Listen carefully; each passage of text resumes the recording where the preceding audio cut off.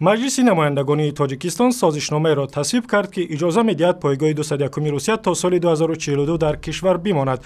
هرچند سازشنامه سال 2012 در دوشنبه امضا شد، اما با گذشت تقریبا یک سال تاجیکستان آن را تصویب نکرد. چهلوی گلخواجه همکار ما در پارلمان بود و در صحبت با او پرسیدم که آیا وکیل به قبول این سند مخالفت نکرد؟ بعضی وکیلان تاکید بر آن داشتند که تاجیکستان با نیروی خود یعنی با ارتش خود باید امنیت خودش را تامین کند، ولی با نظر داشته شرایط کنونی حضور این پایگاه در تاجیکستان مهم است. شهلا می گفتند که تأخیر پارلمان برای آن بود که روسیه برخلاف وعده‌اش سازشنامه درباره مهاجران تاجیک را تصویب نکرده است. برخی از وکیلان می گفتند که این یعنی تا 15 روز تمدید کردن مهلت نمیتواند مشکلات مهاجران را حل کند. در پاسخ گفته شد که در میان کشورهای سابق شوروی این مهلت بیشتر از همه بوده است. تشکر. شهلای گلخواجه همکار ما در دوشنبه صحبت میکرد.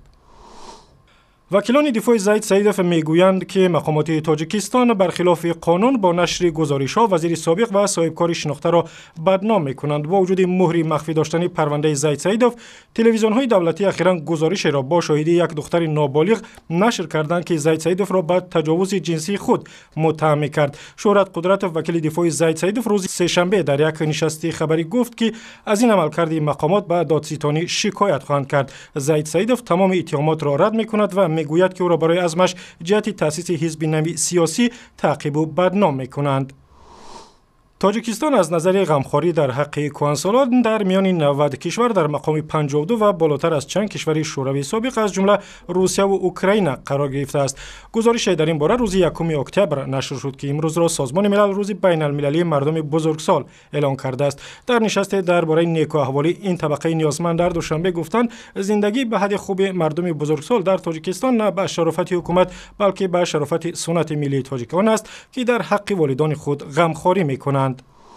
دو ارزیابی مقدماتی نیروگاه راغون نشان داده است که رخنه در محل نیروگاه خطری برای سربند ندارد و امکانات و تاسیسات موجود در راغون را میتوان برای ادامه ساختمان استفاده کرد. ارزیابی ها درباره محل سربند و وضع انشاءات موجود در راغون از طرف بانک جهانی نشر شد و قرار است نیمه دوم ماه اکتبر با حضور نمایندگان کشورهای منطقه بررسی شود. کشورهای پایاناب آسیای مرکزی بیم دارند که در صورت بنیاد راغون در رودخانه وخش آنها در آینده آبی کافی نخواهند داشت. و یک کاربر وبسایت رادیو آزادی ویدیو را به ما فرستاد که نشان می‌دهد یک مهاجر ناترسی تاجیک چگونه در روسیه یک درخت بلندی را از بالایش رها می‌کند.